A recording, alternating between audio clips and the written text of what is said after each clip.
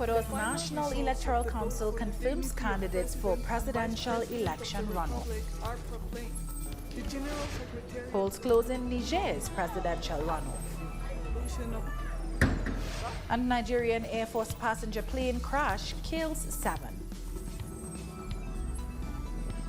Hello and welcome to TeleSUR. I'm Doris Polo in Quito, Ecuador, and this is From the South. The president of Ecuador's National Electoral Council has confirmed the results of the February 7th presidential vote. Left-wing economist Andres Arauz, who did not acquire enough ballots for a first-round victory, will face right-wing ex-banker Guillermo Lasso in the second round on April 11th. The final results of the vote for the dignity of President and Vice President of the Republic are proclaimed.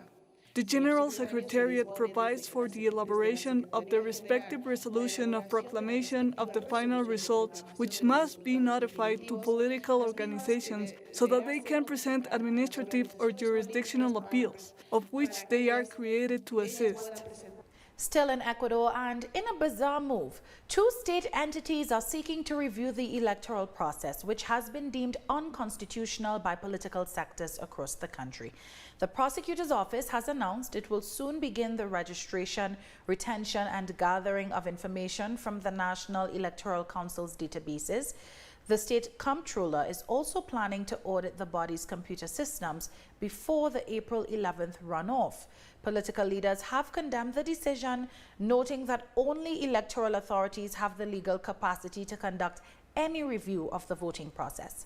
Both presidential candidates, Andres Arauz and Guillermo Lasso, have denounced the move as an attack on the country's democracy. Meanwhile, Arauz has urged Ecuador's top electoral court to implement legal sanctions against officials from both the prosecutor and comptroller general's offices for attempting to interfere with the election process. He has also accused President Lenin Moreno of trying to prevent a presidential runoff on April 11th. Hacemos un llamado. We call on the Electoral Regulation Court to act quickly and implement legal sanctions after this interference in the Ecuadorian electoral process. Additionally, I want to say what I believe is the opinion of most Ecuadorians, that we reject the hidden agenda that this government has in order to stay in power. We will not accept any manipulation of the electoral law or any interference from other government authorities in order to keep Lenin Moreno's government for longer. We Ecuadorians cannot endure another day of this government. Continuing with Latin American news, Colombia has received its first batch of COVID-19 vaccines developed by Chinese pharmaceutical company Sinovac. According to the Health Ministry, some of the newly arrived shots will be used for mass vaccination in regions threatened by the coronavirus variant first discovered in Brazil. The ministry also assured that the jab does not have extreme requirements for transportation or storage temperatures and is suitable for delivery to remote areas. Because Colombia prepared for many months to have a consistent and coherent vaccination plan, with logistics, with human resources, with the cold chain. And we have already seen that in the first few days we have already vaccinated more than 30,000 people, and will be growing next week, and so on until we reach the goal of vaccinating 35 million Colombians, to reach 70% of the population, and thus the dream of achieving collective immunity. Well, some 200,000 doses of China's Sinovac COVID-19 vaccine have arrived in Mexico as well. Foreign Minister Marcelo Ebrard said the nation is also administering vaccines from Pfizer-BioNTech and AstraZeneca. Furthermore, he said an additional 10 million doses of Sinovac are expected to arrive in the next few weeks. We'll take a short break now. Join us again in a minute.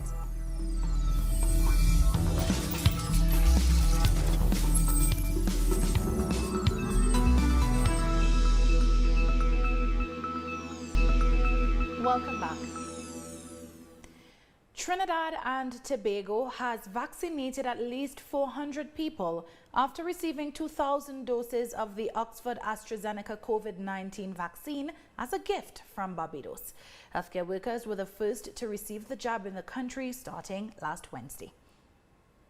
We are very, very pleased with these numbers because it speaks to a high degree of vaccine acceptance by our nurses, our doctors, and healthcare workers. So these numbers are very, very encouraging. So we have another 600 to go of the frontline healthcare workers.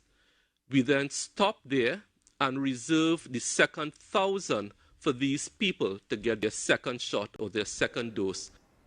Turning our attention to Africa, violence is still raging across South Sudan a year after a peace deal was signed to end a civil war that began in 2013, a UN report said on Friday. According to the report, attacks by armed groups against civilians intensified in 2020 and victims were targeted along ethnic lines, often with the support of government and opposition forces.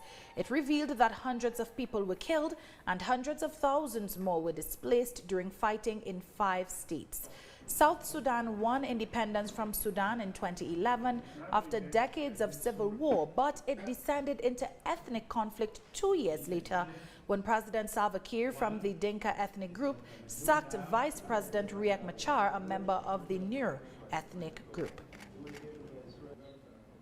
The South African Federation of Trade Unions says it will embark on a nationwide strike on Wednesday. The industrial action, which involves protests in major cities, is over climbing unemployment, poverty, and corruption, among other social issues. They also plan to march to Parliament on the day that Finance Minister Tito Mboweni will be delivering the budget speech. This as they have accused the government of not doing enough to lift millions of citizens from poverty and inequality. Nigerians have voted in a presidential runoff that will mark the first ever democratic transition of power. Mohamed Bazoum, who received 39.3% in the first round back in December, is facing former President Mamani Usmani, who got 16.9% of the ballots cast. Usmani was president from 1993 till 1996 when he was toppled in a coup. About 7.5 million citizens were eligible to vote out of a population of 22 million. The years preceding the poll, however, were marked by growing insecurity along Niger's borders, major corruption scandals, and repressive measures against civil society members. I cannot say who I voted for, but still, it is a Nigerian who will be elected, and he is there for the cause Nigerians.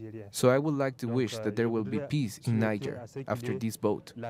We don't want any post-election crisis, so whoever gets chosen will be elected for Niger. Meanwhile, in some tragic news, 7 electoral workers were killed when their vehicle hit a landmine in the country's Tilaberi region. The blast also injured 3 others, which included the heads of polling stations. The explosion occurred in the town of Dargol, some 100 kilometers from the capital, Niamey, in the so-called tri-border region where Niger, Mali, and Burkina Faso converge.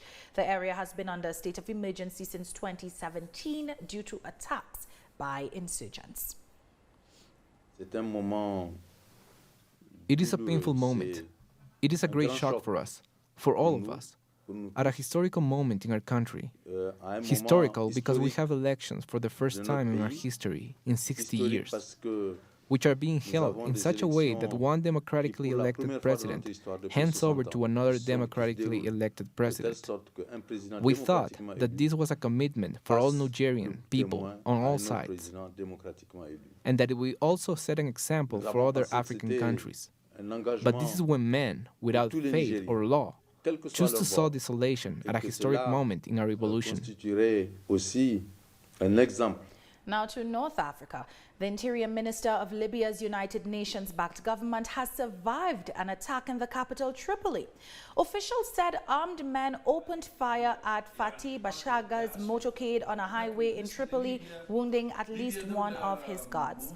They said the minister survived the attack and that his guards chased the assailants, killing one and detaining 2 others. No group claimed responsibility for the strike. Libya has been in a state of chaos since a NATO-backed uprising toppled and killed longtime leader Muammar Gaddafi in 2011. Now, more than 24 U.S. senators from both major parties have called on President Joe Biden to reverse Washington's recognition of Morocco's sovereignty over Western Sahara. In a letter to the White House last week, 25 legislators called Morocco's claim to Western Sahara illegitimate, urging Biden to undo what they called a misguided decision by the former administration. Trump made the decision to recognize Morocco's claim over the country as a reward for Rabat's normalization of relations with Israel. A Nigerian Air Force passenger plane has crashed just outside the international airport in Abuja due to engine failure, killing all 7 people on board. A spokesperson for the Air Force said the Beechcraft King Air B-350I crashed while attempting to return to the airport after reporting engine failure en route to the city of Minna. Videos posted to social media showed water cannons being used to extinguish the flames at the scene, while a large number of onlookers crowded around. We're taking one last break. Join us again after this.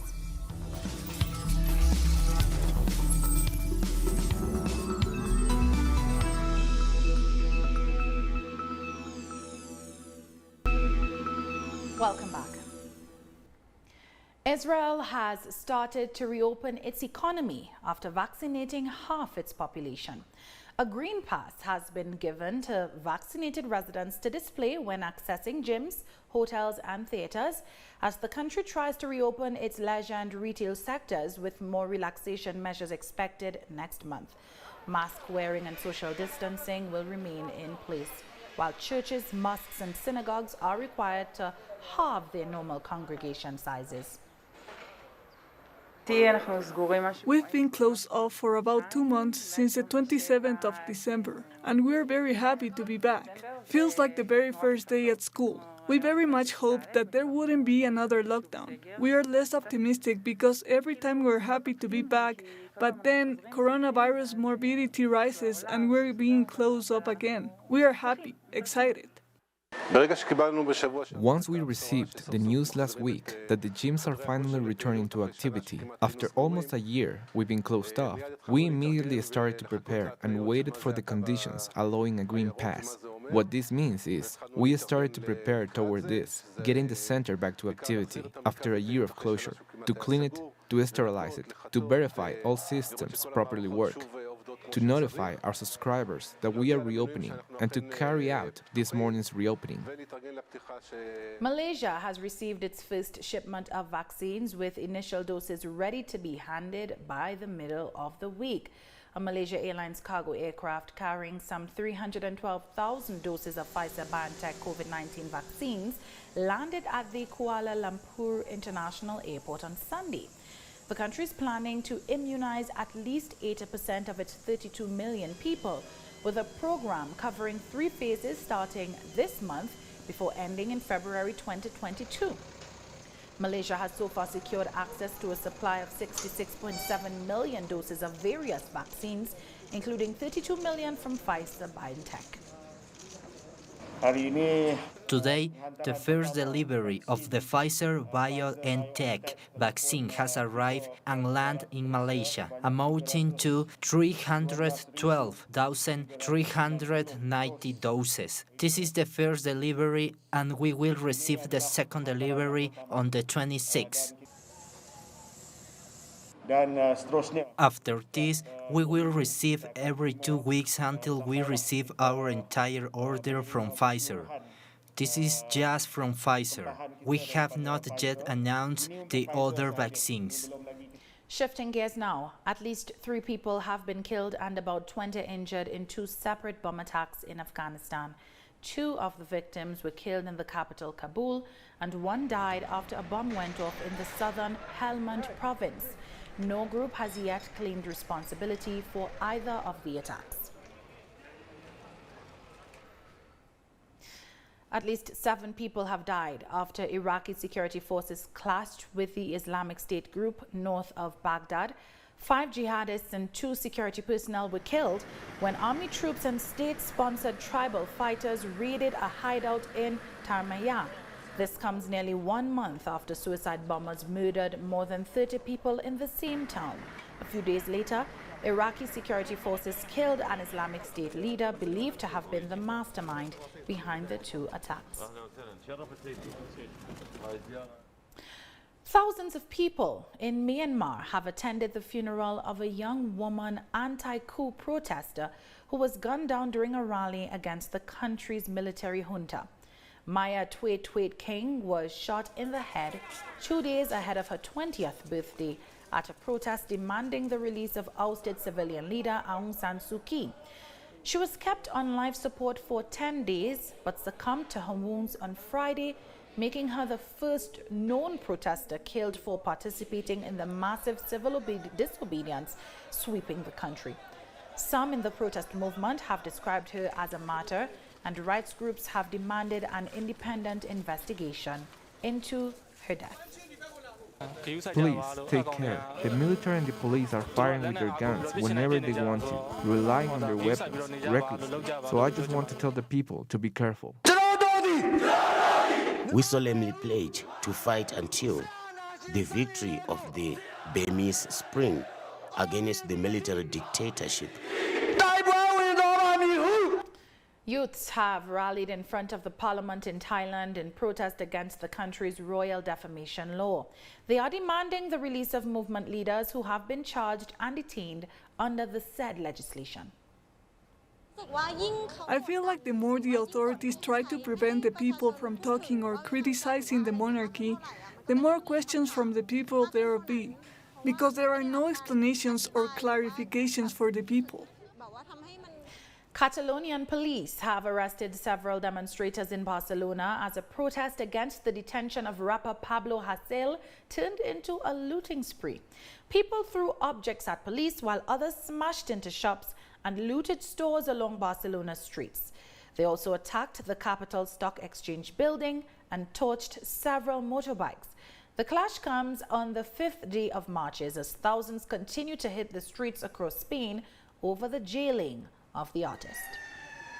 I am here to defend freedom of expression, and because I believe that nobody deserves to be in prison for something he simply said, and also to denounce the lack of opportunities for the young generation in this country.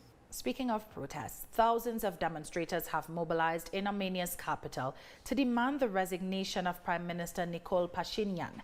The demonstrators gathered on Freedom Square in the center of Yerevan despite a heavy police presence. They accused Pashinyan of mishandling last year's war with its neighbor, Azerbaijan. The Prime Minister resisted calls to resign in November when he signed a peace deal facilitated by Russia, which resulted in the end of the 6-week conflict with Azerbaijan. I demand the resignation of Nikol Pashinyan because he sold my country and I lost my homeland because of him. As for the opposition, I am not happy with them, because apart from rallies, I do not see any other concrete actions. Police have used water cannons, stun grenades and pepper spray to disperse protesters in Cyprus' capital Nicosia. The demonstrators are against corruption by government officials, specifically relating to the granting of passports to the country's wealthy investors. Last week, police were criticized for allegedly using disproportionate force to disperse the crowds. I'm utterly disgusted by the way that they treated our young people last week. I'm utterly disgusted by the way that they arrested 11 young men. I'm utterly disgusted by the violence, by the fact that a girl lost 25% of her eyesight, Anastasia. We are supposed to be a European country. This is absolutely unacceptable.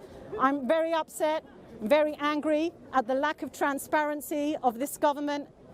I'm really angry that they get away with anything and everything. And on that note, we've come to the end of this news brief. You can find these and many other stories on our website at telesurenglish.net.